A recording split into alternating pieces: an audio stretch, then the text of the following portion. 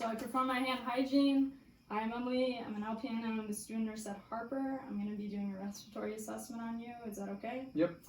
Okay. So I start with my respiratory assessment. I'm going to try and ask 2 relevant questions. Have you ever smoked, or are you a current smoker? Nope. No. Okay. And then have you had any shortness of breath in like the last 24 hours? No. Or maybe a cough for the past week? No. Okay, good. So I ask my questions. I try and make them relevant to the patient. He's a 21-year-old male. I want to make sure he's not smoking. So he's not, which is good. And then I would start with the inspection. So I'm going to look at the anterior, posterior, and lateral parts of the chest.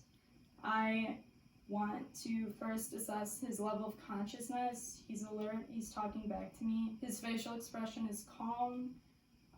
I don't note any bulging in the spaces or use of accessory muscles. When he breathes, he's not using any retraction. His rate is regular, which is 10 to 20 for an adult.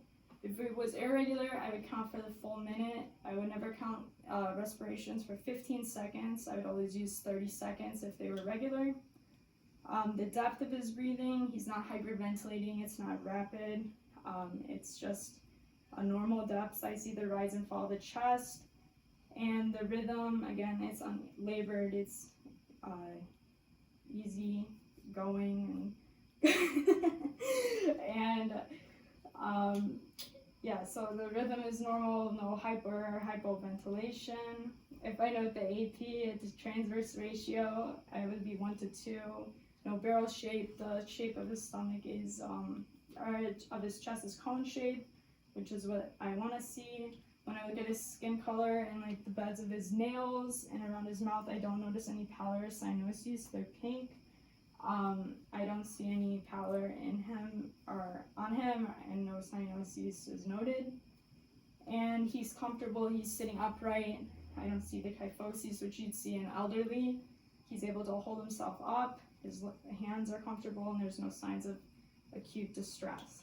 So then I would palpate the chest. So when I do this, I'm looking for any abnormalities like masses or even like the crepitus, which you could feel. So I want to make sure everything's symmetrical. So tell me if you have any pain when I do this. And I just feel around the chest. Any pain? Nope. Okay. And I come to the back and I do the same thing. And then I just be again observing for any pallor and cyanoses, any redness, bruising, abnormalities with the skin. Do you have any pain when I palpate there? Okay. So then I come to osculation. When I osculate, I want to be aware of my own sounds before I start jumping to conclusions and thinking something's wrong. So if he has a hairy chest, I'm not gonna all of a sudden think he's having crackles if it's really my stethoscope brushing up against his hair. Or if I'm rubbing the tubing, I need to be aware of this and any background noise. Right now my house is pretty quiet, which is good, so I'm able to clearly listen. And then I would, of course, wipe off my stethoscope, make sure it's clean, because these can transmit a lot of germs. And because he's a male, he has his shirt off. If he was a female, I would ensure their privacy, position the draping correctly. And then, of course, when you breathe in, you're going to breathe in a little deeper through your mouth and out through your mouth.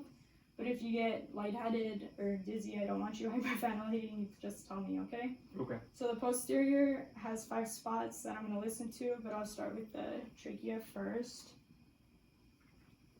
Okay, in and out. Okay. Okay, so when I listen to the trachea, I hear bronchial sounds. These are harsh and loud, which is what I want to hear. And his trachea is not deviated anywhere, which is good too. It's all symmetrical.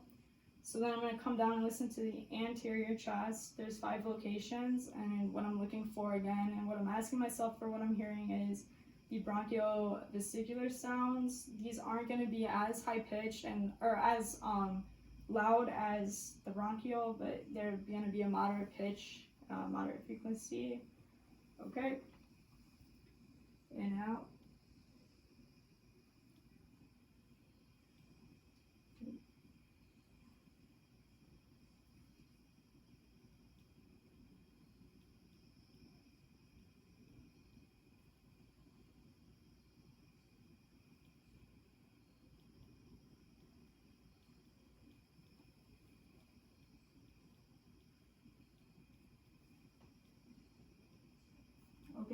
good. And then again, if this is a female, I just displace the breast tissue because I don't want to be listening over a large mass, which could like muffle my sounds and data collection. So then I'll check the lateral sides. I'll be hearing vesicular sounds on the lateral side. So they're going to be a little bit harder to hear. They're not as loud as the bronchial or bronchiovesicular. So I'll start on the left side, which has 2 lobes, so I'm listening in 2 spots. Right, in and out. And in and out. Okay, and then you can stand up and turn that way. So then I'll listen to the right side, which has 3 spots. I'm going to cone shape. Okay. In and out. Okay. Wait, in and out. Okay. Okay. And then when I come to the posterior, I want to make sure the rise and fall is, and the chest is equal. So I'm going to put my fingers around like T9, T10, kind of like butterfly wing, and then have them breathe in and out. So when they do this, could do it again. Yeah. My fingers are going to rise and fall symmetrically, which is what I want to see. And then there's 9 spots on the posterior, so I'm going to come down and listen to those. And these again are going to be the bronchial vesicular sounds. Okay?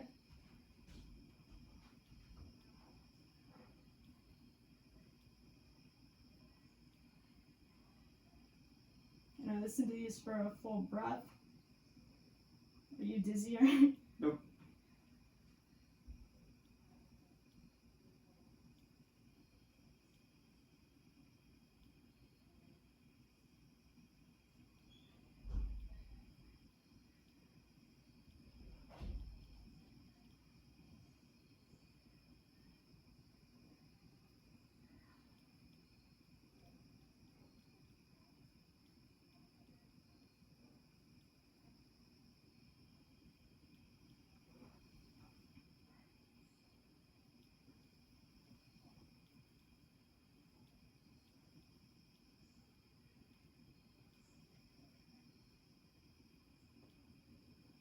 Alright, so I didn't hear any adventitious sounds like crackles or wheezing, no noisy breath sounds, and that would basically wrap up our respiratory assessment.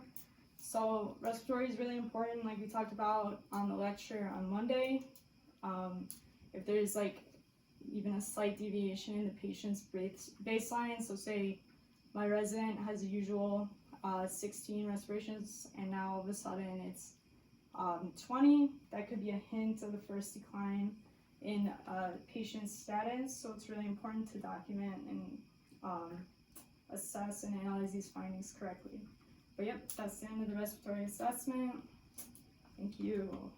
And I perform my hand hygiene and leave.